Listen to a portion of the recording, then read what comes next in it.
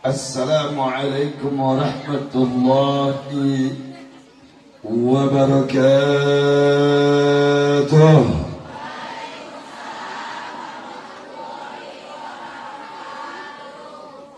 Alhamdulillah, alhamdulillahi wasyukru ala kulli ni'matihil azimah wa alaihil jasimah haitsu anzala ilayna khayra kutubih wa arsala ilayna a'zama rusulih wa syara'a lana a'zama syara'i dinihi. Asyhadu an la ilaha illallah wahdahu la syarika lah wa ashhadu anna Muhammadan abduhu wa rasuluh alladzi la nabiyya wa la rasula ba'dah.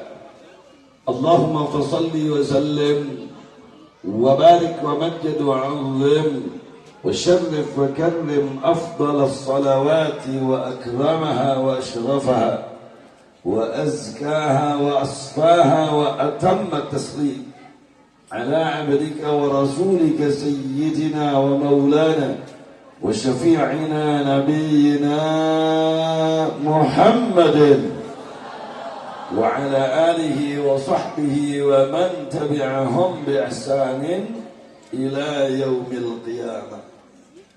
أما بعد فنسأل الله سبحانه وتعالى في مثل هذه المناسبة المباركة الشريفة السعيدة عسى أن الله أن يجعل جمعنا هذا جمعا مرحوما مباركا مغفورا مستجابا وأن يجعل تفرقنا من بعده تفرقا معصوما وأن يرزقنا فيه وبسببه فهم النبيين وحفظ المرسلين وإلهام الملائكة المقربين. فعسى الله أن يهدينا دائما أبدا إلى صراطه صراط المستقيم وأن يجعلنا من المؤمنين المتقين المفلحين المحسنين الفائزين وأن يدخلنا جنته جنات النعيم بحق سيد المرسلين والحمد لله رب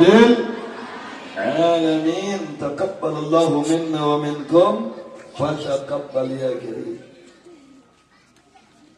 Setelah memanjatkan pujian dan pujaan serta rasa syukur yang tiada terukur kepada Allah Rabbul Ghafur yang sudah barang tentu disertai dengan salawat dan salam serta kesejahteraan yang semoga terlimpah curah senantiasa kehadiran Rasul penutup Nabi terakhir yang cahayanya telah Allah ciptakan jauh sebelum Allah ciptakan langit bumi dengan seisinya.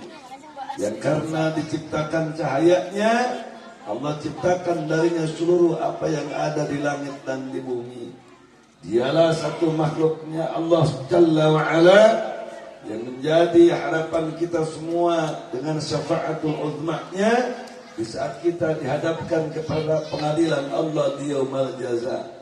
Yang tiada lain tiada bukan adalah kekasih kita, belahan nyawa kita tercinta, Habibuna wa syafi'una wa maulana Muhammad sallallahu alaihi wa ala alihi wa sahbihi wa sallam. Nah, selanjutnya ta'zim, takrim, ikram, ihtiram, rasa hormat dan juga kebanggaan yang disertai dengan kecintaan dari lubuk sanubari yang paling dalam. Saya sampaikan kepada segenap tuan-tuan guru kita semua, para alim ulama, para ajengan, para kiai, para ustadz, para da'i, para muallim, para mubalik, para murabbi, para pimpinan pondok pesantren, para pengelola majlis-majlis taklim, majlis-majlis zikir yang telah sama hadir pada kesempatan malam hari ini.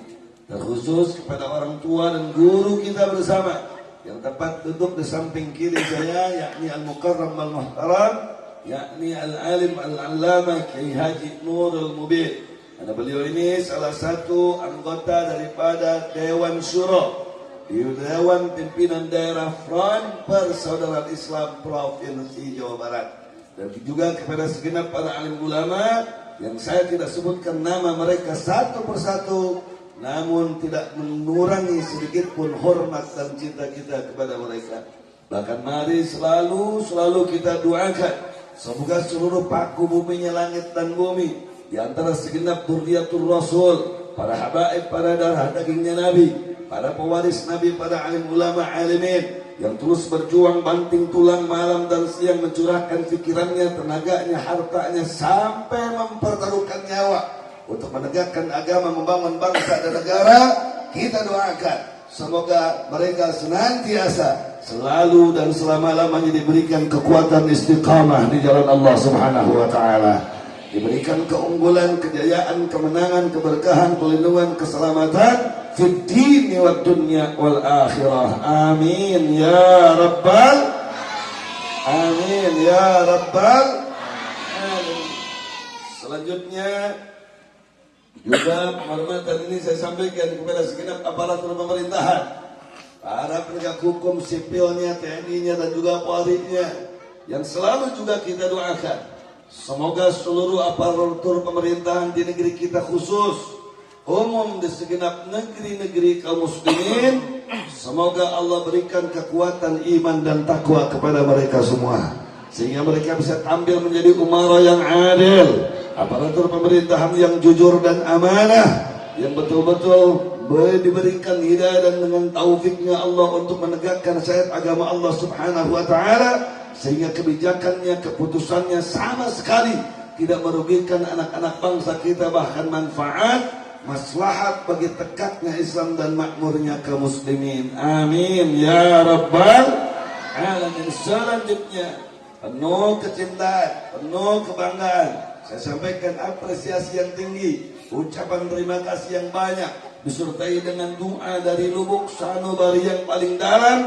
Jazakumullah sanal jaza, jazakumullah khairan katsira, wa 'azamallahu ujurakum, wa baraka fikum, wa syakarallahu sa'yakum, wa rafa'allahu syu'unakum fid dini wad dunya wal akhirah. Kepada segenap jajaran kepanitiaan yang telah berbanting tulang berjuang untuk mensukseskan acara kita pada malam hari ini dalam rangka memperingati tahun baru Islam 1 Muharram 1446 Hijriah, yang disampaikan sambutannya dan diinisiasi langsung oleh beberapa komunitas.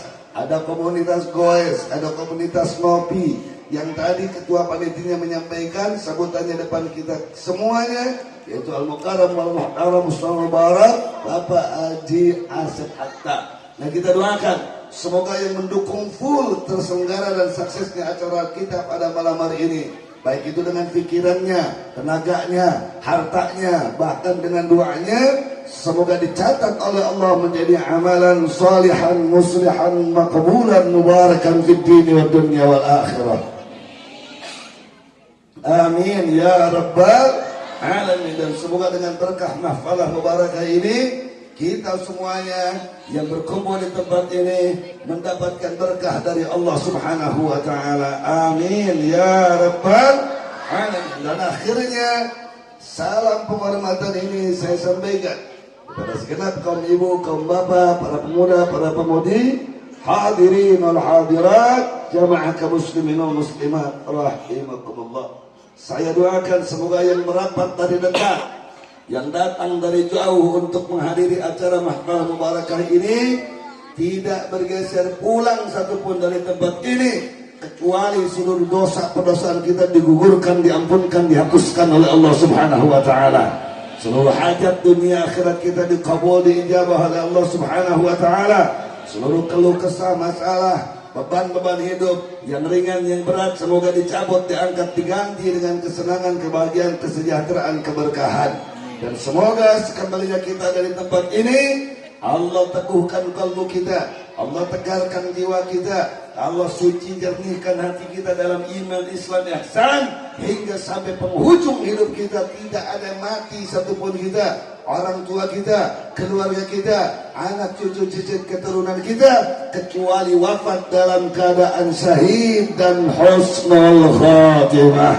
اللهم اختمنا بحسن الخاتمة يا الله بها يا الله بها يا الله بحسن الخاتمة amin ya rabbal alamin. Dan untuk semakin menambah keberkahan, nilai keutamaan dan kemuliaan kajian kita pada malam hari ini, Pak Bu sekalian, mari kita sama hadiahkan pahala, ganjaran, keutamaan, kemuliaan daripada kajian kita pada malam hari ini untuk orang-orang tua kita, untuk leluhur-leluhur kita, untuk guru-guru kita yang mulia yang telah wafat berpulang ke rahmatillah. Semoga dengan berkah bahwalah mubarakah ini semua mereka diterima iman Islamnya, diampunkan dosa perdosaannya, diterang-benerangkan alam kuburnya, dilapangkan alam barzakhnya, dan kelak diperjumpakan dan kita semuanya dalam keadaan selamat dari ancaman jilatan api neraka jahanam, dan diperjumpakan kembali dalam kebahagiaan,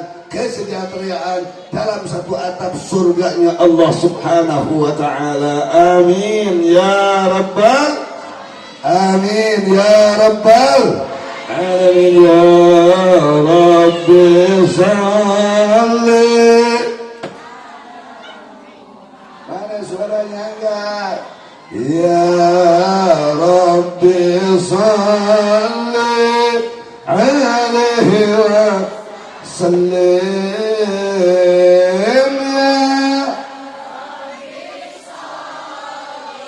ya ala Muhammad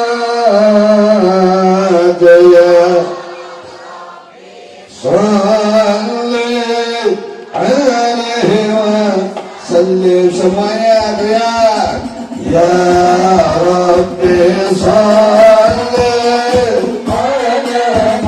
ألف ألف صلاة وسلام عليك يا رسول الله. ألف ألف صلاة وسلام عليك يا شفة الله. ألف ألف صلاة وسلام عليك يا حبيبنا يا حبيب الله. يا رب صل عليه وسلم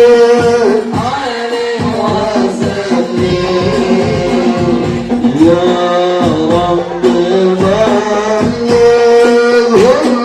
الوسيلة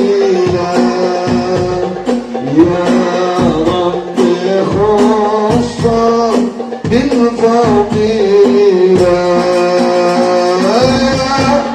ربي وارض عن الصحابة يا ربي وارض عن رسول الله يا سلام يا ربي صل اللهم إنا توجهنا إليك بحبيبك نبينا محمد النبي محمد صلى الله عليه وسلم يا سيدنا رسول الله وتوجهنا بك إلى نبيك في قضاء حاجاتنا اللهم فشفعه فينا اللهم فشفعه في والدينا اللهم فشفعه في والدينا وفي هذا المجلس عليه وسلم يا ربي وارضى عن البشر يا ربي فارحم والدينا يا ربي فارحم والدينا. Sebutkan nama ibu masing-masing. Farham walidina ya Rabbi farham walidina Rabbi warhamna jami'an Rabbi warham kulla muslim. Semuanya ya Rabbi salli ala Muhammad ya Rabbi salli alaihi wasallim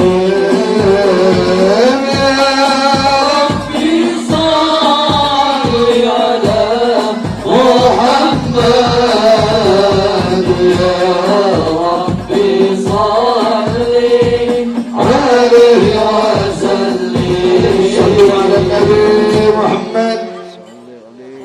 ولنية سرعة الفتوح والمنوح وصلاح الجسد والروح ولنية سرعة الوصول الحصول القبول تملك الرسول ومعمون وإلى حضرة الرسول وفاطمة البتول نسألك الإجابة العجلة لسر أسرار الفاتحة.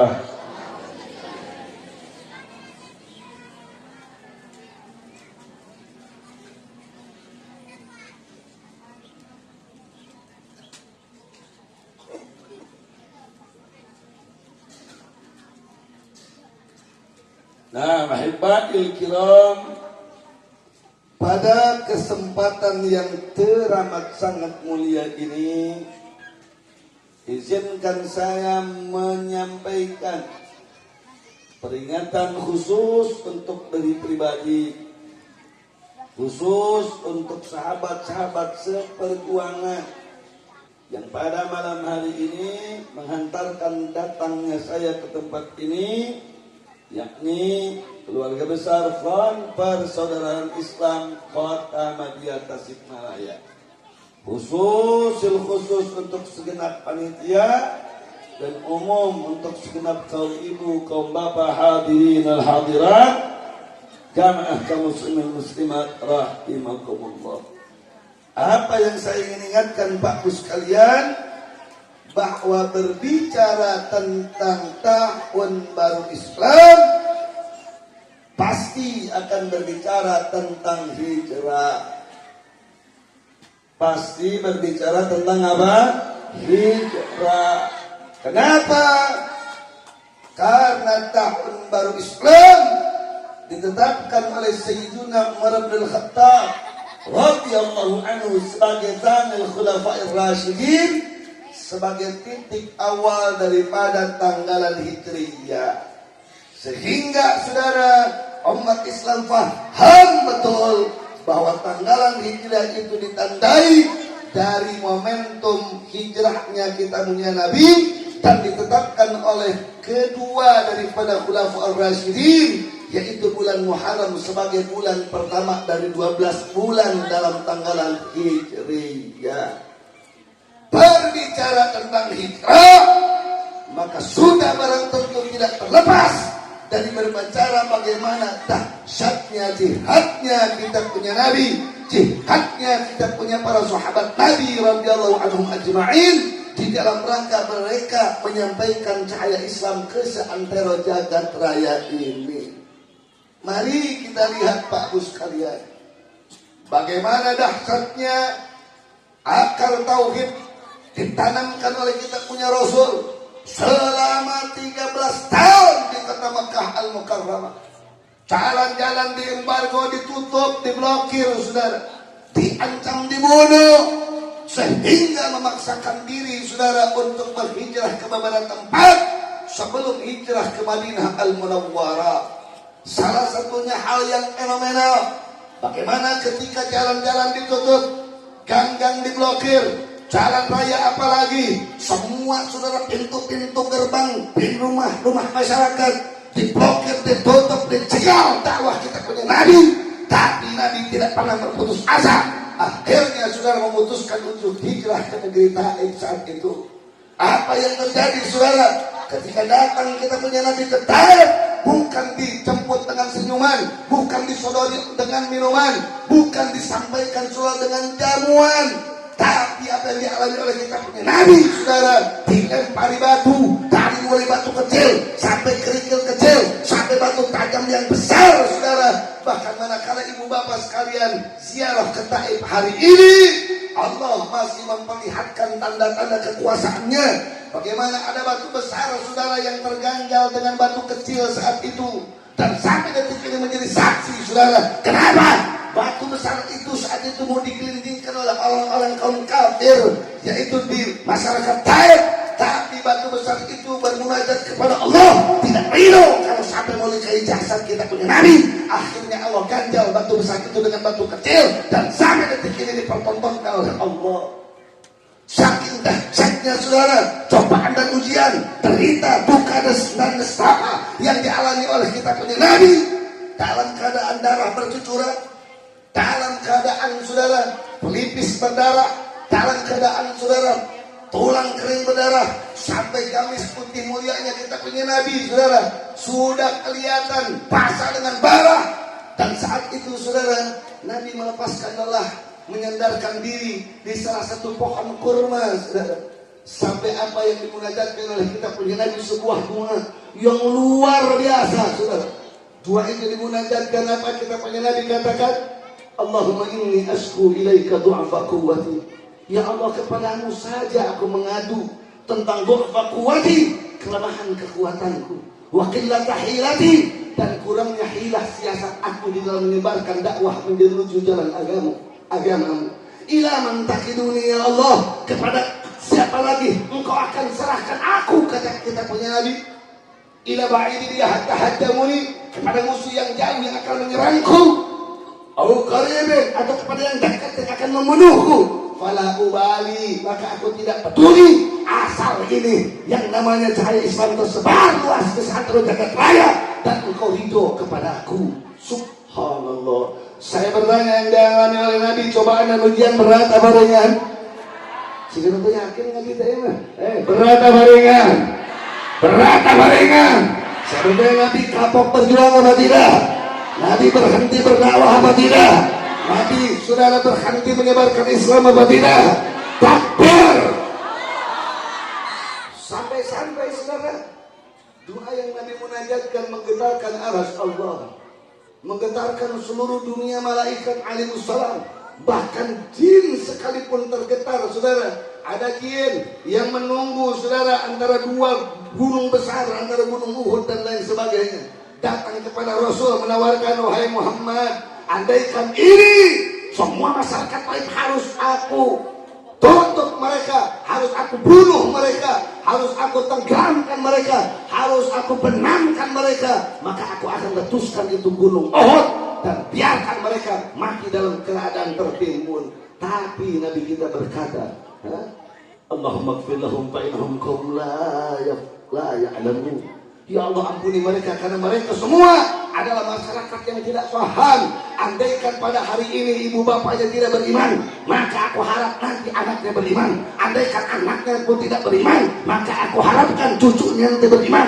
Andaikan cucu mereka hari ini tidak beriman, maka cicitnya beriman. Maka sampai detik ini Allah buktikan negeri baik selain daripada cuacanya yang luar biasa indah. Saudara, hijau dan hijau di mana-mana, air subur dan sebagainya. Penduduknya 100% beragama Islam. Alhamdulillah. Sekali lagi saya bertanya, cobaan yang diderakkan oleh kepada kita punya Nabi berat apa ringan? Berat apa ringan? Banyak apa sedikit? Subhanallah. Nggak berhenti di situ. Singkat cerita Pak Bu sekalian, karena saat itu umat Islam yang sudah ikut sama kita punya Nabi saudara, yang diancam diembargo ekonominya, diancam dibunuh, dan tidak ada lagi jalan untuk saudara berdakwah di kota Mekah. Akhirnya Allah instruksikan kita punya Rasul untuk hijrah, pindah dari kota Mekah ke Madinah. Karena hijrah ada dua makna saudara, hijratul al-makan wa hijratul hal. Ada pindah tempat dan pindah keadaan. Hati-hati Bapak sekalian, Nabi berpindah dari kota Mekah ke Madinah bukan karena takut dibunuh, bukan karena takut kehilangan harta dan nyawa, bahkan bukan karena takut kehilangan keluarga, tapi untuk menyelamatkan dakwah dan sekaligus untuk menyebarluaskan agama Islam lewat dakwah di kota Madinah. Jelas apa jelas? Jelas apa jelas? Sehingga saudara tidak lama dari situ, singkat cerita hijrah ke Madinah, dan dari Madinah titik tolak pemberangkatan delegasi dakwah yang dilakukan oleh Nabi. Semua kekaisaran diutuskan saudara utusan untuk menyampaikan surat yang berisikan seruan untuk Islam. Setelah Nabi wafat dilanjutkan oleh para sahabat, setelah para sahabat wafat radhiyallahu anhum dilanjutkan oleh para tabi'in. Yang jelas PR mereka adalah bagaimana Islam sampai ke seluruh negeri di bawah kolong langit ini. Dan alhamdulillah sampai detik ini Islam termasuk agama yang dengan jumlah pemeluk terbanyak sedunia setelah agama Kristen. Alhamdulillah. Alhamdulillah. Saya bertanya, kira-kira perjuangan Nabi kita hebat apa tidak? Perjuangan para sahabat hebat apa tidak? Siap lanjutkan estafet perjuangan mereka? Takbir. Jadi saya ingin ingatkan, yang pertama Pak Bu sekalian, tidak ada iman, tidak ada Islam, tidak ada ihsan, kecuali iman, Islam, ihsan itu adalah nikmat yang paling besar, nikmat yang paling sempurna, nikmat yang paling paripurna. Saya ingin tegaskan kepada semuanya Pak Bu sekalian, tidak ada nikmat, tidak ada anugerah yang lebih sempurna, yang lebih paripurna, yang lebih dahsyat, yang lebih besar kecuali nikmat iman, nikmat Islam. Setuju semuanya? Setuju apa semuanya? Baik, saudara. Yakin nggak nikmat iman lebih besar daripada nikmat apapun? Yakin nggak? Yakin nggak? Biar tambah yakin. Saya kasih contoh. Mau saya kasih contoh, Bu? Misalnya ibu-ibu kado putra tong seerteng 30. Sok protes. Ini misalnya kado murang kali sebenarnya gitu. 30. Ini protes. Misalnya ibu punya anak berapa tadi itu? 20. Di setiap budak boga budak 2, berarti itu sabaraha? 30. Mau jadi presiden budak kurang, mau jadi Kapolri, mau jadi Panglima TNI anak kurang, mau jadi Kapolda di seluruh provinsi di negeri ini anak kita. Yang menjadi Kapolres cucu kita, yang menjadi Kapolsek di seluruh negeri ini, saudara menjadi Danrami di seluruh negeri ini cucu cicit keturunan kita. Tapi kita murtad, tapi kita kafir, tapi agama kita rusak. Tapi akidah kita acak-acakan. Saya bertanya, apa bisa anak kita yang jadi presiden selamatkan kita dari neraka? Bisa apa tidak? Bisa apa tidak? Sudah yakin aja kita. Kita boga anak jadi presiden, terus kurang kafir, budak kurang murtad, budak kurang fasik, budak kurang sudah rusak akidahnya. Saya bertanya, apa bisa menyelamatkan kita dari neraka? Bisa apa tidak? Bisa apa tidak? Gimana yang lebih hebat, nikmat iman apa pangkat? Nikmat iman apa pangkat? Nikmat iman apa jabatan? Nikmat iman apa jabatan? Jadi kalau ada orang yang menjual imannya, menjual Islamnya demi pangkat, demi jabatan, orang-orang seperti itu kira-kira pintar apa bodoh? Cerdas apa tolol? Jenius apa bahlul?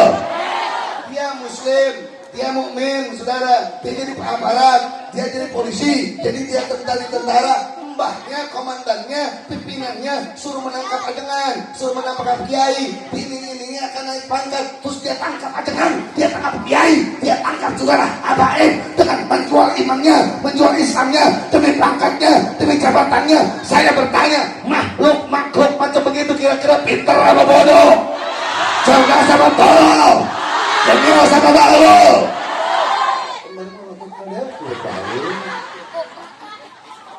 Kira-kira jelas sama jelas? Paham apa paham? Kata nanti luhur. Ayo di anak-anak. Ibu-ibu pelantaran hayang buka budak, jadi tukang PNS, tukang tentara, tukang polisi, terus nyogok. Ayah ada begitu. Kamu kompak ya jujur, ayah ada begitu. Demi anaknya jadi tentara, demi anaknya jadi polisi, jadi anaknya jadi anggota dewan, demi anaknya saudara jadi PNS, akhirnya saudara dia jual mobil, dia jual tanah, dia ambil uang yang didepositkan di bank, dia sokok ke sini, sokok ke sana, agar dia jadi tentara. Dia korbankan imannya, dia korbankan Islamnya, dia korbankan ihsannya demi pangkat dan jabatan. Macam begitu kira-kira pintar apa bodoh? Cerdas apa tolol? Jenius apa bahlul? Jelas. Saya tuh begitu.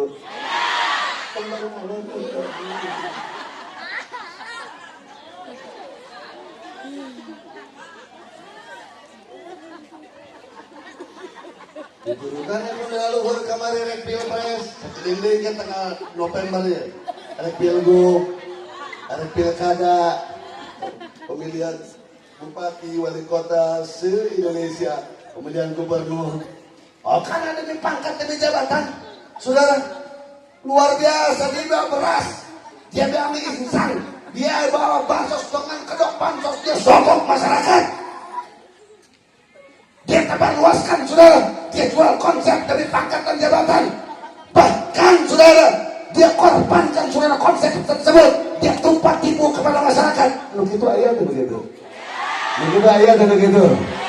Nah, dengan bansos yang sebarluaskan ada nggak yang begitu? Nah, saya ingin ingatkan Pak Bus sekali, bansos itu milik rakyat. Betul. Bansos itu dari kulit rakyat. Betul. Bansos itu adalah keringat rakyat. Betul. Jadi kalau luas kalian disebarkan bansos, jangan merasa terikat untuk memilih, saudara. Kenapa? Karena bansos adalah duit rakyat, bansos itu adalah keringat rakyat, bansos itu adalah tenaga rakyat. Sehingga siapapun yang memberikan bansos kepada masyarakat, masyarakat haram untuk terikat untuk memilih kepada siapapun, saudara. Kira-kira jelas apa jelas? Jelas apa jelas? Gitu ya, calon gubernur, calon bupati, kebar bansos, makan siang gratis, saudara. Terus nyuruh, maksa-maksa buat memilih salah satu calon, saudara. Saya bertanya, yang macam begini kira-kira pintar apa bodoh? Cerdas apa tolol? Jenius apa bahlul? Calon gubernur, calon wali kota, calon bupati, tebogoh sebenarnya iman nama, tebogoh sebenarnya Islamna, tebogoh sebetulnya sholatna, tebogoh akidahna, gaul jangan-jangan ke kakar harita. Jauh dengan ulama yang kekera harita, bagian ke pasaran tren yang kekera harita, kira-kira pilih ulah. Bener ya, pilih ulah. Dukung apa jangan. Terus dibarengin duit sejutaan ewang, pilih ulah. Nah, pilih ulah. Terus dibarengin beas, 50 kilo ewang, pilih ulah. Pilih apa jangan? Jangan. Duitnya ambil apa jangan?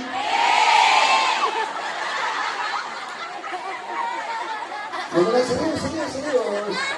Pilih apa jangan? Jangan. Duitnya ambil apa jangan? Serius ya. Pilih apa jangan?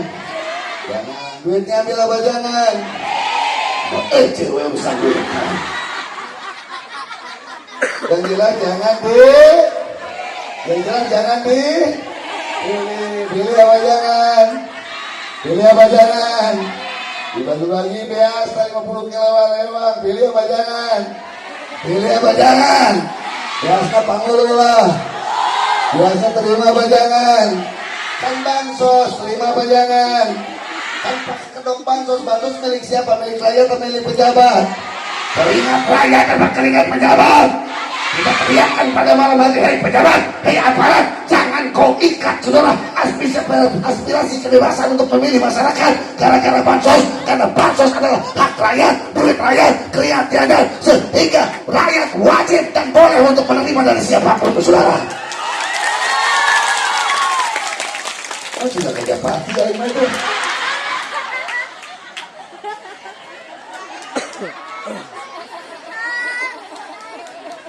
Jadi lagi sama mana yang lebih dahsyat, nikmat iman apa harta, nikmat iman apa pangkat, Islam apa jabatan. Orang Tasik siap pertahankan iman, siap pertahankan Islam, siap pertahankan ihsan. Takbir. Kira-kira jelas, paham? Jadi iman Islam ini lebih mahal daripada harta. Percaya nggak? Contoh, misalnya ibu boga sagunung emas. Amin kita tujuh ngomong. Galunung ngebijian tina emas, boga pasir bijian tina perak, boga amparan tanah bijian tina bintang permata. Tapi kita murtad, tapi kita kafir, tapi kita musyrik, akidah kita rusak. Saya bertanya, gunungan emas itu bisa selamatkan kita dari neraka apa tidak? Hamparan tanah yang terbuat dari intan dan perak permata bisa selamatkan kita dari neraka apa tidak? Bisa apa tidak? Jadi mana yang paling berharga, saudara? Iman apa harta?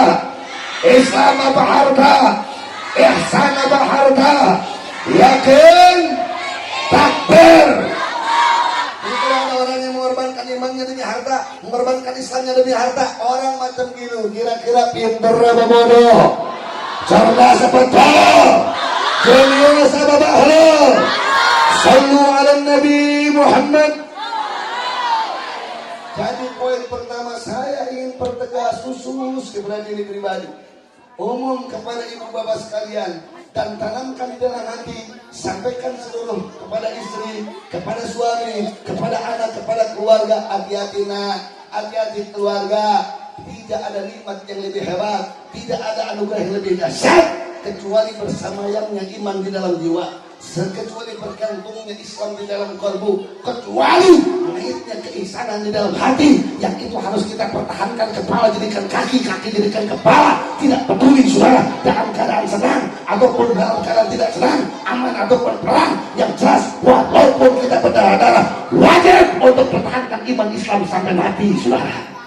Kira-kira jelas apa jelas?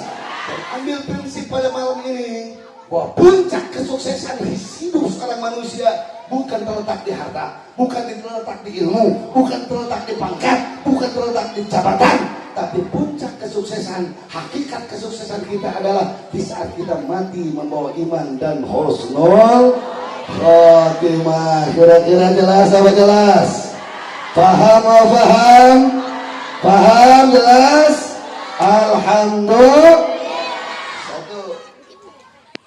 Yang kedua, lewat momentum tahun baru Islam ini, saya ingin ingatkan Pak Bu sekalian, bahwa iman, Islam, ihsan datang ke Tasikmalaya ini tidak gratis.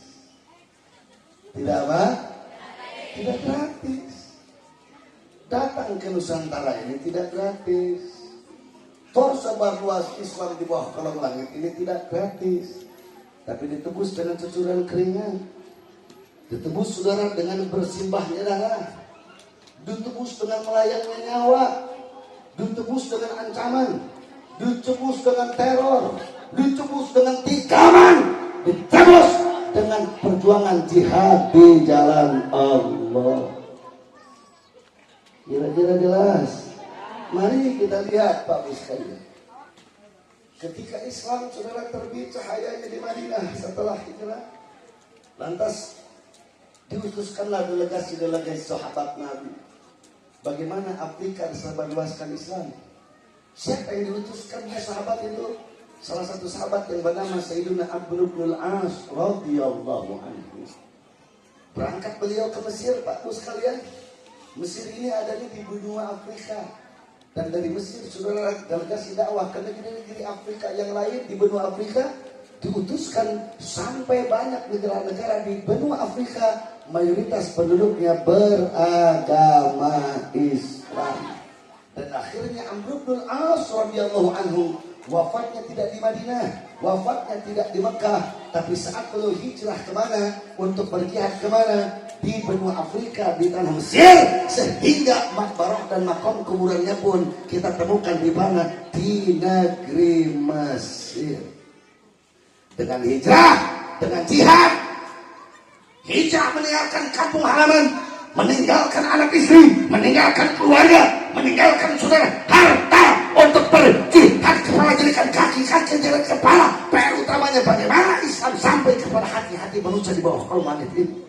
Kalau tidak ada hijrah, kalau tidak ada jihad, mustahil saudara Islam tersebar luas ke seluruh antara jagat raya ini. Bagaimana Islam bisa meletak di dunia Afrika saudara saat itu kalau seorang Sayyidina Amr bin al-As tidak mau meninggalkan istrinya, tidak mau meninggalkan kampung halamannya, tidak mau meninggalkan keluarganya di dalam hijrah untuk jihad menyebarkan agama Kira-kira jelas apa jelas? Jelas apa jelas? Baik, lihat saudara bagaimana Islam terbit di Eropa, bagaimana Islam terbit di Amerika. Mau tahu apa tidak? Halo, mau tahu apa tidak? Diutuskanlah salah satu sahabat yang bernama Tariq bin Ziyad radhiyallahu anhu, membawa pasukan berapa orang saudara? 1000 pasukan. 10.000 pasukan dalam keadaan kering tenggorokan, dalam keadaan lapar perut. Kenapa? Karena saat itu di bulan suci Ramadan dengan melaksanakan saum Ramadan, melewati saudara ribuan kilometer padang pasir, dan akhirnya saudara menunggangi kapal mengarungi samudra lautan yang disebut dengan samudra lautan Gibraltar. Siapa yang nggak tahu tentang dahsyatnya gelombang di Selat Gibraltar? Siapa yang tidak paham saudara tentang ganasnya laut di Selat Gibraltar? Siapa yang tidak paham bagaimana dahsyatnya gulungan ombak dan samudra di lautan Selat Gibraltar? Semuanya paham. Tapi para sahabat Nabi yang dipimpin oleh Tariq bin Ziyad tidak peduli saudara apakah itu harus melewati padang pasir, saudara mendaki gunung, menyeberangi lautan. Mereka hijrah dari Madinah saudara untuk berjihad menyebarkan Islam sampai datang ke daratan Eropa. Hebat apa tidak? Hebat apa tidak?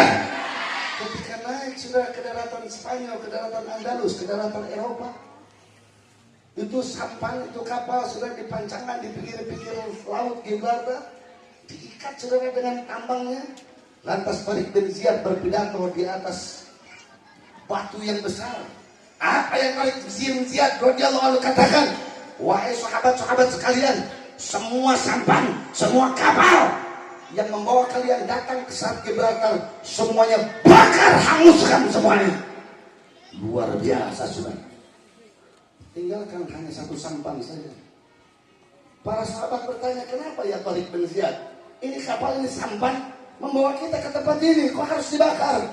Tariq bin Ziyad menjawab, kenapa saya harus katakan semuanya? Kapal kecuali satu yang ditinggalkan harus dibakar, untuk membuktikan bahwa kita menyeberangi lautan, menyeberangi padang pasir, naik ke Selat Gibraltar, naik ke daratan Eropa, untuk kita beritahukan ke dunia bahwa kita datang ke Eropa bukan untuk bisa kembali ke Madinah. Kita datang ke Eropa untuk siap mati dan menegakkan Islam di daratan Eropa, saudara. Luar biasa. Dan satu sampan tidak dibakar untuk apa? Untuk memutus delegasi kepada Amirul Mukminin yang ada di Madinah, menyampaikan diharapkan doa bahwa pasukan kutusan Amirul Mukminin sudah datang ke daratan Eropa. Jadi saya bertanya, Islam datang ke kita gratis apa tidak? Jangan bilang kompak, lu semangat. Islam datang ke kita gratis apa tidak? Gratis apa tidak? Ke Andalus bukan ngadon bobo pak, bukan dijamu dengan makanan dan minuman, saudara. Disambut dengan 10.000 pasukan.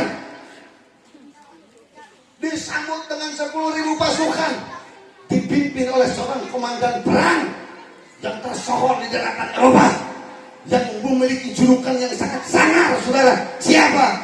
Yang memiliki julukan The Lion of Europe. Paham gak?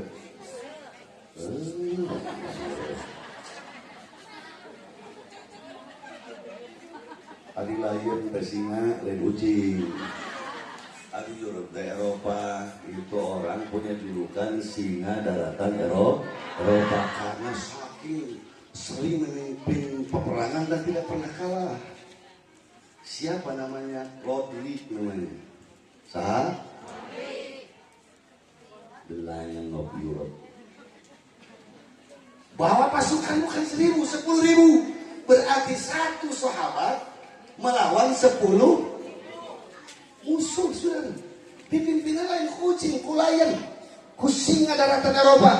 Siang malam bertempur, saudara. Apa PR mereka ketika hijrah ke Eropa untuk jihad, siap bertaruh nyawa asal Islam, saudara, terbit di daratan Eropa. Tidak lama, saudara, roti jatuh di kaki sahabat dan dibunuh, dan Islam, saudara, memenangkan pertempuran, dan akhirnya Islam jaya di daratan Eropa. Mau tahu Bapak sekalian Islam berapa abad berkuasa di Eropa? Mau tahu apa tidak? Islam berkuasa di Eropa bukan 10 tahun, bukan 100 tahun, bukan 300 tahun, tapi 800 tahun. Selama 8 abad, saudara, Islam, saudara, tersebar luas di Eropa dan jaya, saudara, menguasai sampai tumbanglah keislaman di Eropa karena tumbangnya kekaisaran Turki Utsmani pada tahun 1924. dari 1924 ke belakang saudara, Islam jaya sampai selama 8 abad. Tidak ada satu negara di Eropa dan tetangga-tetangganya kecuali dibangunkan rumah sakit, yang rumah sakit itu gratis tanpa harus dibayar. Tidak peduli agama Kristen, tidak peduli agama saudara Yahudi, apalagi Islam, masuk ke rumah sakit tersebut bayar, tidak harus bayar, gratis, jeung tanpa kudu make jeung BPJS. Berapa tahun itu? 8 abad alias 800 tahun. Saya bertanya, Islam hebat apa tidak? Islam hebat apa tidak? Hebat Islam hebat apa tidak? Takbir. Luar biasa Pak Bos sekalian. Sebar luas di Eropa.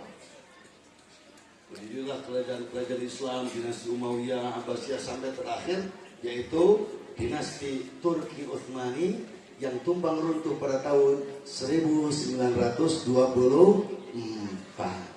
Saya tidak akan panjang-panjang bagaimana tumbangnya itu Turki Utsmani, karena di lain kesempatan nanti harus tahu kenapa Islam bisa tumbang di Eropa, saudara. Baik, bagaimana ke dunia timur? Bagaimana Islam sampai ke Irak, Iran, ke Cina, ke Asia Tenggara, ke Singapura, ke Filipina, ke Thailand, ke Brunei Darussalam, ke Indonesia, ke Jawa Barat, sampai ke Tasikmalaya. Saya bertanya sebelum saya lanjutkan, Islam datang gratis apa tidak? Islam bisa sampai kepada kita gratis apa tidak? Siap pertahankan Islam? Siap pertahankan iman? Takbir! Sebelum saya lanjutkan, Bapak sekalian, Kiai Mubin dan juga para kiai semuanya, 2023 ini kita mesti miris.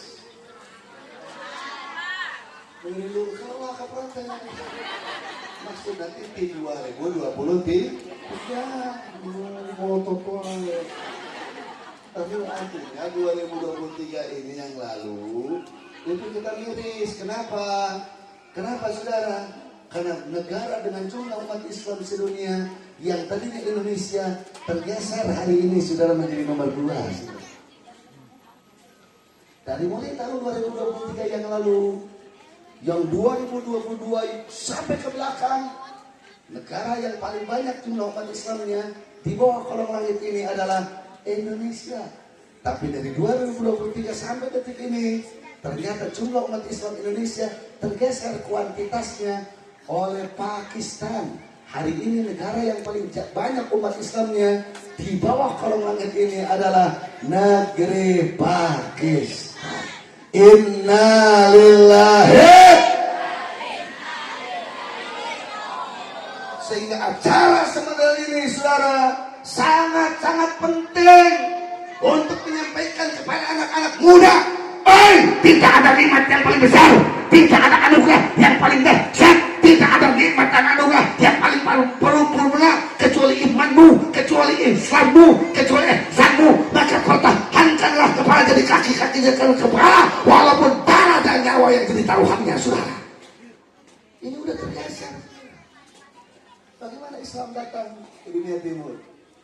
Diutuslah salah satu sahabat ahli pemanah, namanya saudara adalah Sa'ad bin Waqqas radhiyallahu anhu.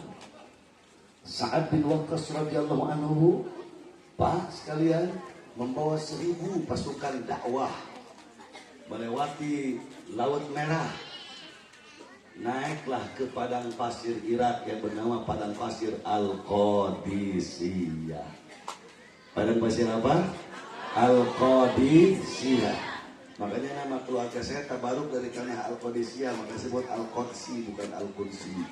Dan nama majlis saya pun Al-Qadisiyah, tabaruk dengan nama padang pasir Al-Qadisiyah.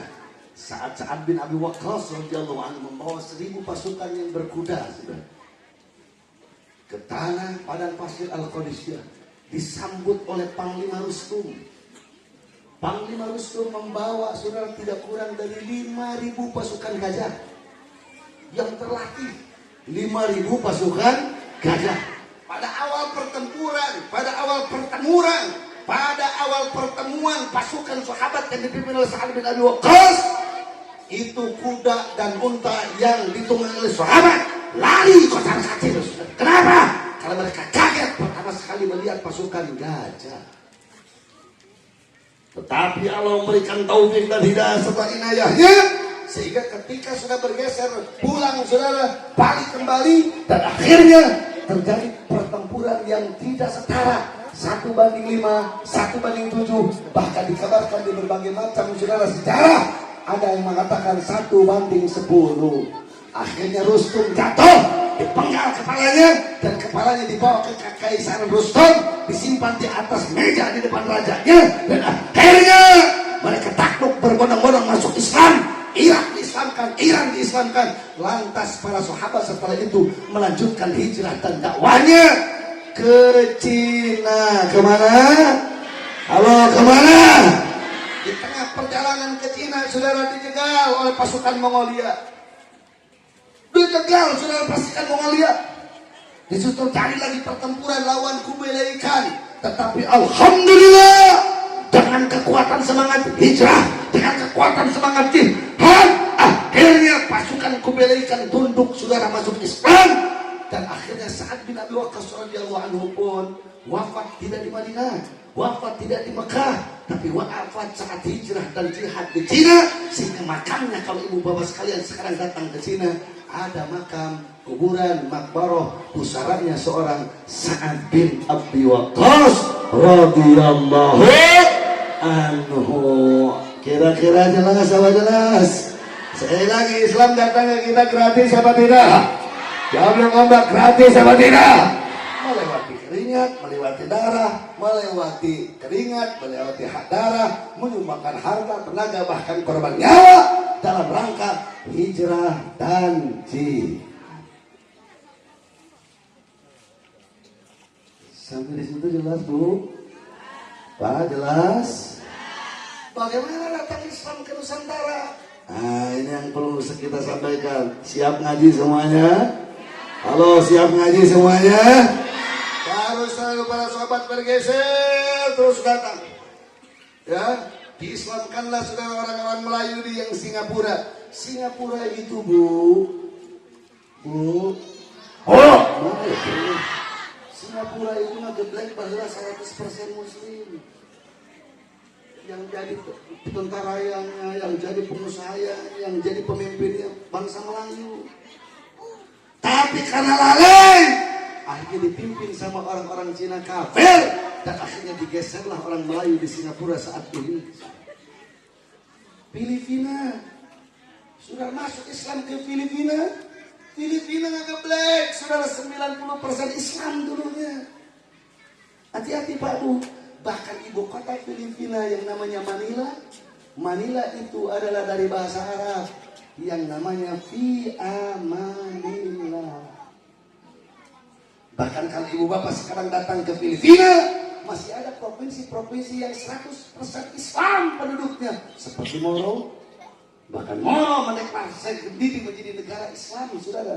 Moro dan Mindanao itu di negara Filipina. Termasuk Thailand, saudara, mayoritas Islam. Dan hari ini Allah membuktikan, saudara, salah satu provinsi di Thailand yang namanya Thailand Patani, itu 90% penduduknya adalah beragama Islam. Masuk putusan sahabat, saudara, baru ke Islam di Mekah yang namanya Kenangro Aceh Darussalam yang hari ini namanya. Dulu Islam di Mekah disebutkan kenapa? Karena itu daratan, saudara, pertama diinjak oleh para sahabat Nabi radhiyallahu anhum ajma'in di dalam menyebarkan Islam ke Nusantara. Berdirilah setelah itu, saudara, masjid. Berdirilah di situ, saudara, madrasah. Berdirilah di situ surau. Berdirilah di situ daya. Daya, kalau di Aceh itu pesantren itu bukan pesantren, daya.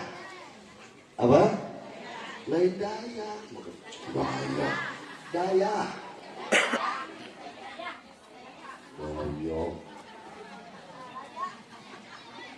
Dari musola, langgar, surau, daya, masjid, masjid jami, saudara. Akhirnya diutuskanlah delegasi-delegasi Islam untuk berasimilasi surah dakwah dengan kerajaan kesultanan. Akhirnya saudara, berdirilah kerajaan Islam Samudra Pasai, berdirilah kerajaan Islam Perlak. Jauh sebelum ada merah putih, jauh sebelum, saudara, ada presiden, ada menteri, ada tentara, ada polisi, jauh. Dari kerajaan Islam Samudra Pasai bergeser ke Sumatera Selatan terjadi Kesultanan Islam. Ke Sumatera Utara, ke Goa, saudara, ke mana, ke Bone, yang namanya Sulawesi, sampai ke tanah Jawa. Berdirilah Islam, kerajaan Islam Demak, berdirilah kerajaan Islam Cirebon, berdirilah kerajaan Islam, Kesultanan Islam di Banten dan lain sebagainya. Alhamdulillah. Dari mana awalnya? Dari sahabat yang diutus mendirikan masjid, surau, dayah, langgar, pesantren. Sudah berdirilah kesultanan dan kesultanan Islam. Alhamdulillah. Datang bebongok Portugis, datang cucumik Inggris, datang anjing-anjing Belanda, saudara, ke Nusantara. Siapa yang menghadapi mereka pertama? Bukan presiden hari ini, bukan panglima TNI, bukan panglima Polri, saudara. Siapa? Habaib, ulama, kesultanan, santri, kiai yang siap mati untuk menjaga setiap jengkal tanah di Nusantara ini, saudara. Presiden Cahaya, panglima TNI Cahaya, merah putih belum ada, saudara. Siapa yang mengorbankan nyawa dan darah untuk menjaga iman, Islam dan setiap jengkal tanah? Kalau bukan kesultanan Islam saat itu. Jelas apa jelas? Halo, jelas apa jelas? Biar paham sejarah. Beres kesultanan karena tumbang Turki Utsmani 1924, saudara. Maka ikut tumbang, saudara. Sistem monarki kerajaan kesultanan di Indonesia juga ikut makan. Akhirnya menuju perjalanan untuk membentuk negeri republik. Jelas? Jelas. Nah, bagaimana saudara saat itu? Para ulama, para kiai, para ajengan, para habaib mendirikan ormas-ormas Islam. Mendirikan apa? Ormas-ormas Islam. Pertama Jami Al Khairat. Terus berdiri ormas Islam yang paling tua, salah satunya adalah siapa? Muhammadiyah, Persatuan Islam, Al Irsyad, sampai ke sininya NU dan lain sebagainya. Dari ormas-ormas Islam itu, saudara, ada laskar-laskar Islam. Laskar-laskar Islam, ormas Islam bersatu menjadi Hizbullah. Hizbullah, saudara, dipersiapkan jadi TNI, Tentara Rakyat Indonesia. Tentara Rakyat Indonesia menjadi TNI, dan akhirnya Panglima Sudirman, saudara, dijadikan panglima pertama, saudara, lahirnya Tentara Nasional Indonesia. Betul? Siapa Sudirman? Kiai, Ustadz, pimpinan pesantren, pimpinan madrasah, saudara. Dari mana itu lain? Dari musola, dari langgar, dari ulama, dari ajengan, dari kiai. Hari ayeuna tentara polisi newakan kiai.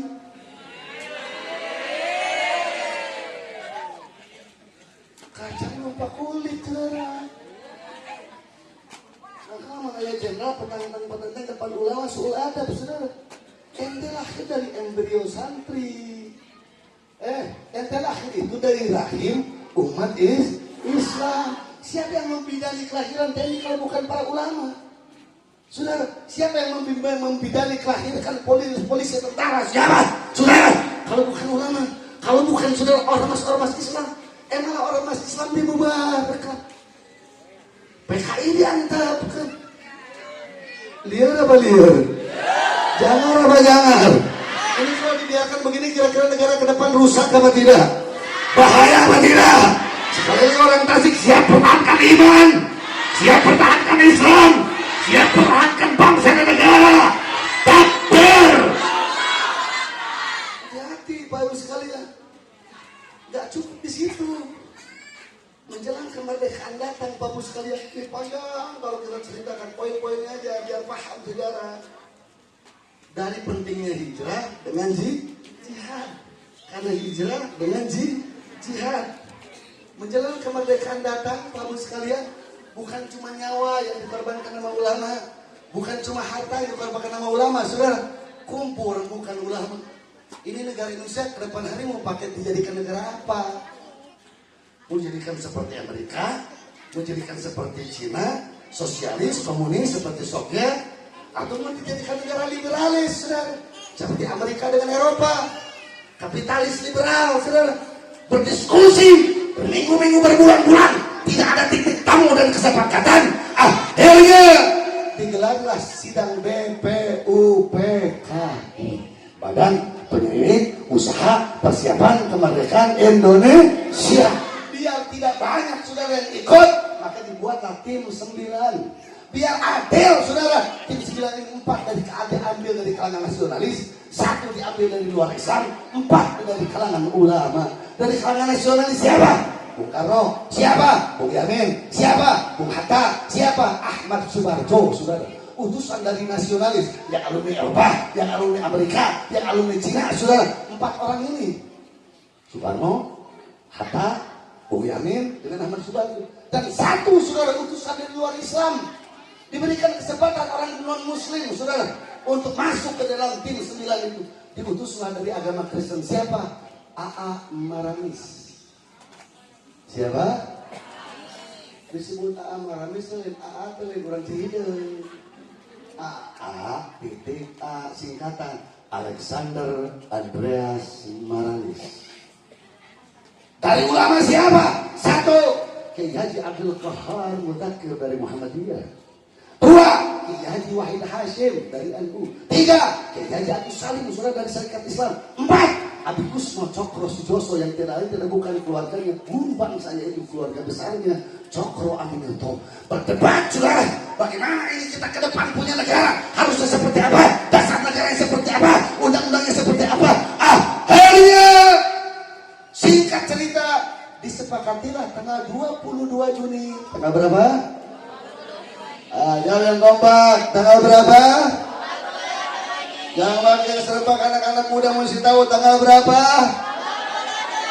1 Juni apa 22? 1 Juni apa 22? Kurang kompak serempak, cintarik nekadanya ke Jakarta. 1 Juni apa 22? 1 Juni apa 22?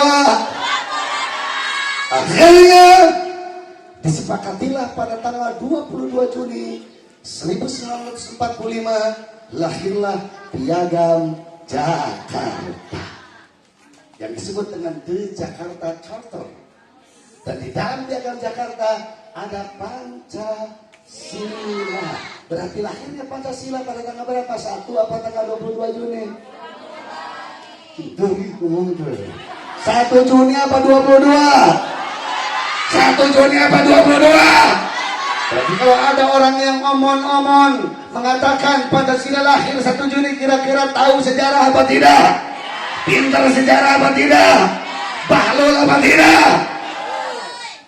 Lahir tanggal berapa? 22 Juni tahun 1845 yang namanya Piagam Jakarta. Kalau dulu Nabi waktu hijrah ke Madinah akhirnya disebut dengan Piagam Madinah. Kitab utuhnya itu adalah pada tanggal 22 Juni 1945 lahir Piagam Jakarta. Dalam Piagam Jakarta ada Pancasila. Yang sila pertamanya adalah ketuhanan. Tinggal ini salah dua. Asal benar ketuhanan yang maha esa. Sekolah lain cek. Nah ini dia nih. Hati-hati. Sekali lagi, sepakat tanggal berapa? 1 apa 22? 1 Juni apa 22? Lahir apa tadi itu Piagam? Kalau Piagam Jakarta ada apa? Yang Pancasila pertamanya adalah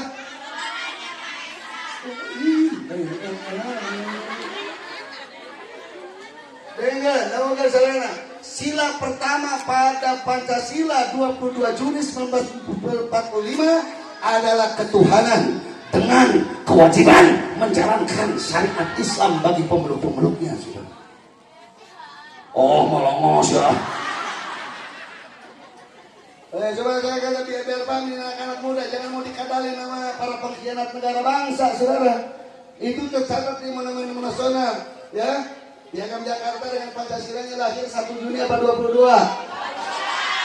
Di dalamnya ada apa? Pancasila. Sila pertamanya adalah katakan semuanya ketuhanan.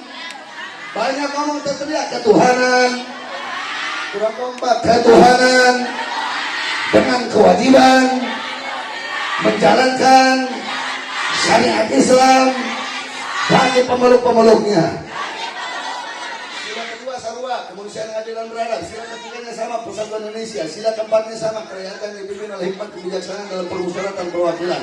Sila kelimanya sama, keadilan sosial bagi seluruh rakyat Indonesia. Yang beda sila pertama. Apa? Ketuhanan dengan kewajiban menjalankan syariat Islam bagi para pemeluk-pemeluknya. Bung Karno tanda tangan, Bung Hatta tanda tangan, Bung Yamin tanda tangan, Ahmad Subarjo tanda tangan, bahkan Alexander Andreas Marais yang beragama Kristen pun tanda tangan, saudara. Berarti mereka sepakat negara ini berdasarkan tauhid ketuhanan dan berdasarkan syariat agama Islam. Betul atau betul? Betul atau betul? Sekarang ngaku pengikut karena malah anti syariat Islam. Yang sekarang mengaku pengikut saudaranya, saudara Ahmad Subarjo, saudara, malah jadi anti syariat Islam. Bung Karno tanda tangan situ. Bung Hatta tanda tangan. Berarti tanda tangan setuju apa tidak? Jadi kau setuju apa tidak? Setuju. Itu pada tanggal 1 apa 22 Juni? 1 apa 22? 22 Juni tahun 1945 lahir Piagam Jakarta. Kalau Piagam Jakarta ada Pancasila. Sila pertamanya ketuhanan. Satu ngomong yang Maha Esa sila. Ciwit buarin kira. Ketuhanan dengan kewajiban menjalankan syariat Islam bagi pemeluk-pemeluk. Baru Indonesia merdeka 17 Agustus, masuk ke 18 Agustus, dirubahlah sila pertamanya menjadi ketuhanan yang Maha Esa. Yang asli itu 22 Juni, ketuhanan dengan kewajiban menjalankan syariat agama Islam. Dirubah tanggal 18 Agustus dengan alasan katanya dunia timur akan melepaskan diri dari Indonesia. Nanti katanya orang-orang Kristen akan berontak. Kapan Alexander Andreas Marais tanda tangan? Tapi ulama mengalah, saudara nggak mau berseteru. Akhirnya MNAS yang mengusulkan kalau begitu saudara dirubahlah sila pertamanya dengan ketuhanan yang Maha Esa. Tapi orang Tasik jangan kecil hati. Walaupun itu dirubah sila pertamanya saudara, Bung Karno pada tanggal 9 Juli 1959 mengeluarkan dekret presiden yang menegaskan bahwa Pancasila dijiwai oleh Piagam Jakarta. Berarti ketuhanan yang Maha Esa dalam Pancasila 18 Agustus, jiwanya, ruhnya, isinya, darahnya, nadinya adalah syariat Islam, bukan berkebudayaan, saudara. Berarti denyutnya, nadinya, ruhnya, nyawanya, darahnya adalah Piagam Jakarta. Yang dalam Piagam Jakarta ada syariat Islam. Kamari-kamari cina Pancasila kudu diperes 3 juz. Ketuhanan diganti di ketuhanan berkebudayaan. Ujung-ujungnya jadi gotong royong. Saya bertanya, yang macam begini kita kira pinter apa bodoh? Cerdas apa tol? Jenius apa bahlul? Pejuang apa pengkhianat? Bajingan apa pahlawan? Ini udah ditebus dengan darah, saudara, hati-hati. Umat Islam jangan diam. Anak-anak muda mesti cerdas. Ini lahirnya Islam, lahirnya iman, lahirnya Islam hingga sampai ke pembukaan Undang Dasar 45, saudara. Belanda itu angkat kaki dari Indonesia, bukan wassalamualaikum udah begitu nggak ngancam, saudara. Ribuan bahkan jutaan masyarakat sudah jadi korban harta kekayaan, saudara. Bahkan kalau mau tahu, saudara, dana untuk revolusi dari mana? Kalau bukan dari kesultanan menyumbangkan emasnya. Bagaimana ketika Bung Karno datang ke Aceh, saudara, diundanglah seluruh masyarakat Aceh untuk mendukung perjuangan perlawanan terhadap Belanda untuk agar kemerdekaan Indonesia. Anu boga emas awewe diperosotkeun, saudara. Anu boga gelang dikeluarkan, anu boga anting dicopot. Yang punya jam tangan sudah dikeluarkan.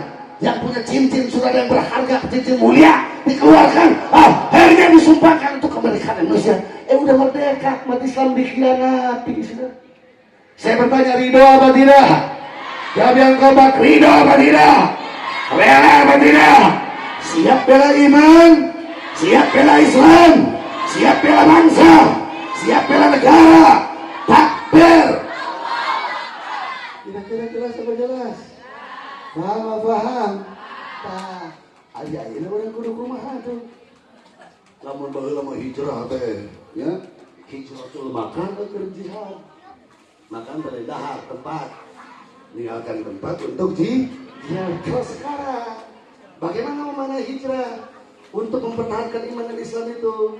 Kata Nabi kita Muhammad sallallahu alaihi wa ala alihi wa sahbihi wasallam, wal muhajiru, dan orang yang berhijrah itu man hajara man hallahu anhu. Hakikat hijrah hari ini adalah meninggalkan apapun yang dilarang oleh Allah. Setuju? Setuju? Jadi mempertahankan iman Islam ihsannya, jauhi apapun yang dilarang oleh Allah, jauhi apapun yang dicegah oleh Allah. Sampaikan kepada pemerintah, apapun yang dicegah oleh Allah jangan ada difasilitasi, apalagi didekini oleh pemerintah. Betul? Betul.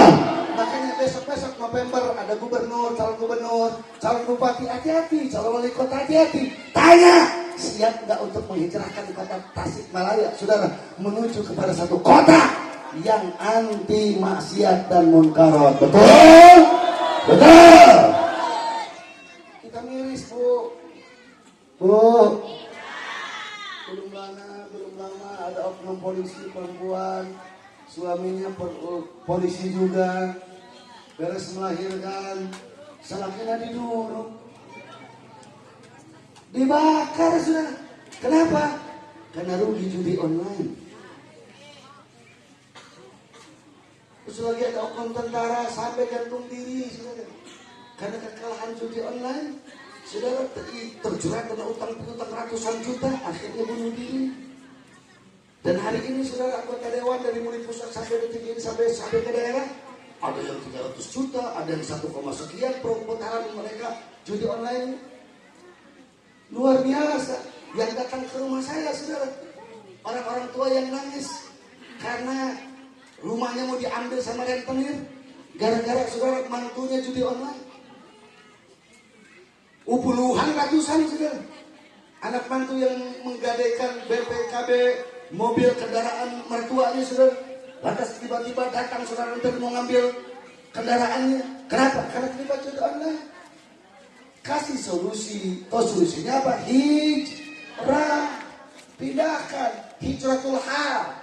Pindahkan keadaan yang penuh dengan murka Allah menjadi keadaan yang penuh dengan rahmat Allah. Keadaan yang dibenci oleh Allah menjadi keadaan yang dicinta oleh Allah. Keadaan yang diharamkan oleh Allah menjadi keadaan yang disunnahkan bahkan diwajibkan oleh Allah. Setuju? Setuju? Kira-kira judi online bahaya apa tidak? Bahaya apa tidak?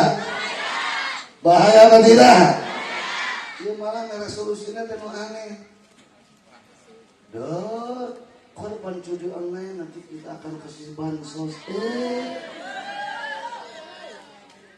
Lihat apa lihat? Gelo apa gelo? Saya bertanya, orang fakir miskin yang nggak punya rumah di Indonesia banyak apa sedikit? Ya dia kompak, orang fakir miskin yang nggak punya rumah di Indonesia tapi soleh, suka ke masjid, suka ngaji, ada apa banyak? Ada apa banyak? Anak yatim yang putus sekolah, ada apa banyak? Itu yang mesti dikasih bansos. Bukan orang yang penjudi online, saudara. Itu kan korbannya biar tidak stres. Urusan dia, saudara. Kenapa? Karena masih banyak rakyat yang melarat, rakyat yang tidak bisa sekolah, rakyat yang tidak bisa kuliah, rakyat yang ngontrak seumur umur, rakyat yang tidak punya rumah. Hei, prioritaskan bansos untuk rakyat, saudara. Bukan untuk korban judi online, bangsat.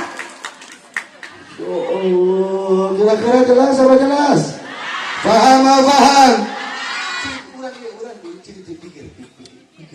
Otak orang waras gitu ya. Kalau mau aja lah, dia tidak korban judi online. Terus itu tidak ada bansos, kira-kira waras ente? Liar ente? Jangan ente? Ada yang marah, karena saya lagi diarantep kan?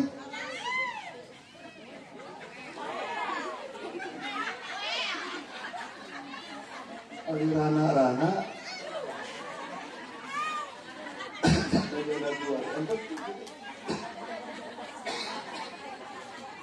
Sekarang ini ibu-ibu menjelang penerimaan masukin anaknya daftar ke sekolah.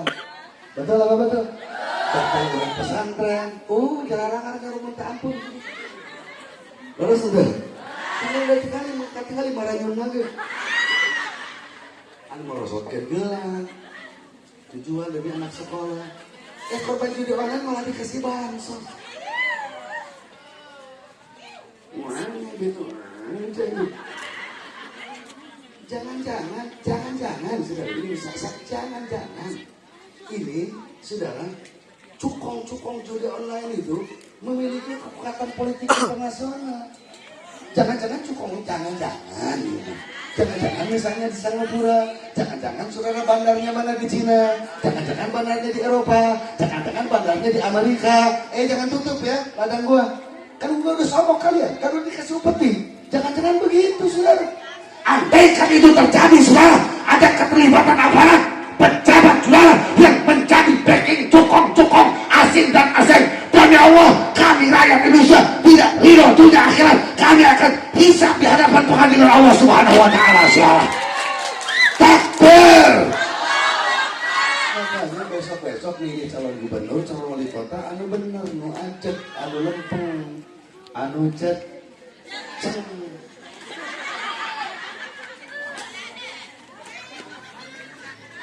Kira-kira jelas. Saudara, perzinahan sekarang ada apa banyak? Anak-anak sekolah sekarang yang terindikasi sudah hilang kesucian dirinya, saudara.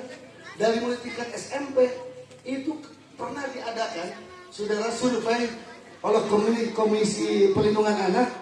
Itu dari satu kelas anak-anak SMP, saudara, yang sudah hilang kesuciannya, saudara, tidak kurang dari 60 sampai 70%. Kenapa? Karena penyakitnya di sini. Anak-anak pada betul.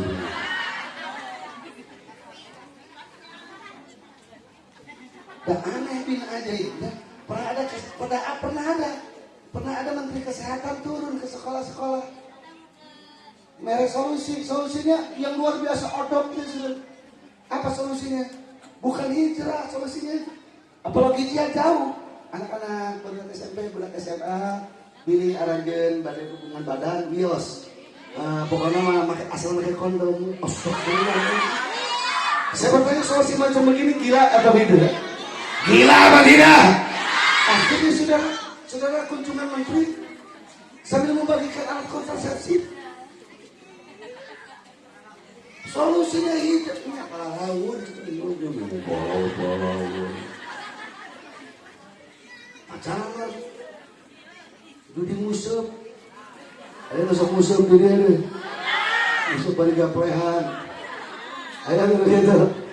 Belum lagi rentenir sudah yang masuk ke kota-kota kampung-kampung. Rentenir masuk terjadi. Masuk ke rentenir. Ubangnya mau. Tanda tangan selaki dipalsukan. Demi mali kulkas, astagfirullahaladzim. Bu, tahu nggak dosa besarnya kita terlibat dalam renten? Tahu nggak? Kata Rasul, ini sesungguhnya riba pada renten itu tis'ina babat, ada 99 pintu gerbang dosa. Jadi sekali ibu minjem dari rentenir, apalagi ngarentenkeun, ada abi manteu ngarentenkeun mah ngomongin dia manteu ngan syukur nganteu serius.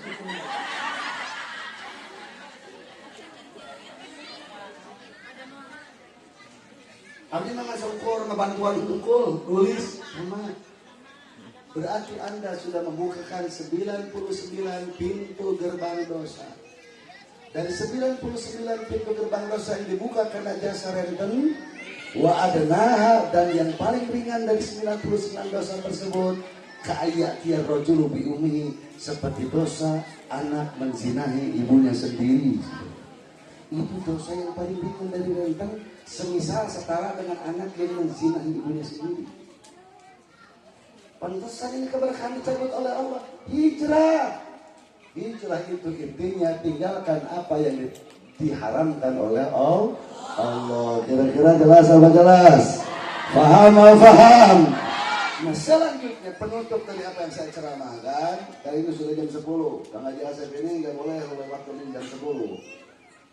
Nah, kesimpulan dari apa yang saya ceramahkan, Pak Bus sekalian, Kita hayu mari sepakat untuk menjaga iman dengan Islam. Baik itu dalam konteks kebangsaan yang dasarnya iman Islam UUD 45 dan Pancasila 22 Juni 1945, yang 18 Agustus yang dijiwai oleh Piagam Jakarta. Jelas apa jelas? Dengan apa? Dengan ini tinggalkan apa yang di perbuatan maksiat yang dilarang oleh Allah. Dan sebagai penutup, ini Islam diantarkan oleh para alim dan ulama. Betul? Diantarkan oleh para darah daging Nabi keturunan Rasul. Betul? Maka kata Rasul, man lam yashkurin nas lam yashkurillah. Barang siapa yang tidak menghargai jasa manusia, maka dia tidak sempurna syukurnya kepada Allah.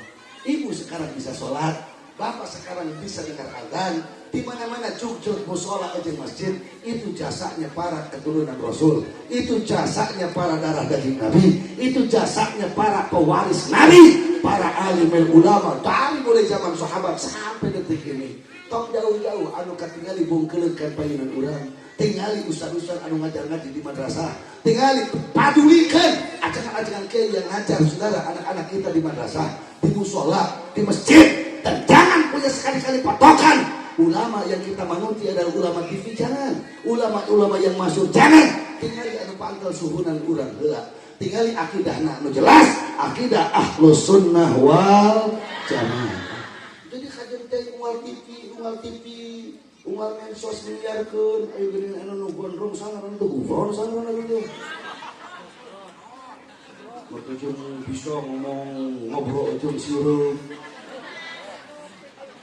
Terus video call jeung malaikat.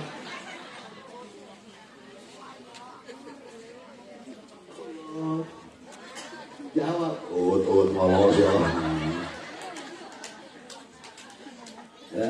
Jadi jawab, abdi mah kita terperyogi bahasa sirim. Abdi mah terperyogi video call sareng malaikat. Terus anu peryogi mah jampe bawaeun paeh supaya teu disetrum, teu disetrat, teu ditilang ku malah. Dipakai naon video call diajar teu ditilang ku malaikat. Betul? Betul. Tapi diajengan kiai, ustad, ormas, pesantren, musola, langgar, masjid, thariqah, nu ajeg, pancet, jeceng, lempeng dina akidah Ahlus Sunnah wal Jamaah. Setuju? Setuju? Setuju? Takbir. Terus kalau sekarang ibu bapak pusing dengan gonjang-ganjing nasab, nasab Alawi mungkab, kata Imam CS dan sebagainya, mau tahu jawabannya? Mau tahu jawabannya? Terus tong dipadulikeun, anu dipadulikeun mah guru-guru urang leres teh. Guru-guru urang anu ngalih kitab sebisa Syekh Nawawi Al-Bantani, semisal Syekhuna Bangkalan Madura, itu para masyayikh, itu tuan-tuan guru yang luar biasa. Syekh Nawawi Al-Bantani radhiyallahu anhu, Syekhuna Bangkalan murid para wali songo murid para tabi'ut tabi'in murid para sahabat. Enggak ada satupun mereka yang menafikan nasihat Ali Ba'alawi dari keturunan Ubaidillah ibn Ahmad Al-Muhajir. Insya Allah. Jadi udah kesampingkan saja. Yang kita pegang akidah Ahlus Sunnah wal Jamaah. Betul? Saya bertanya sebelum saya turun dari panggung, siap semuanya hargai para habaib? Siap agungkan para keturunan Rasul? Siap hargai dan agungkan dan menjaga para alim ulama, para ulama yang istiqomah? Takbir! Itu saja perlu apa saya sampaikan, mudah-mudahan ada guna dan manfaat. Mudah-mudahan, dan jangan dulu ada yang ubah sebelum nanti ditutup dengan doa oleh guru-guru kita. Ada para kiai agar akhir acara ini diberkahi oleh Allah Subhanahu wa taala. Terima kasih atas segala perhatian. Mohon maaf atas segala kesalahan. Usikum wa nafsi bittaqwallah. Wal afu minkum. Wassalamualaikum warahmatullahi wabarakatuh.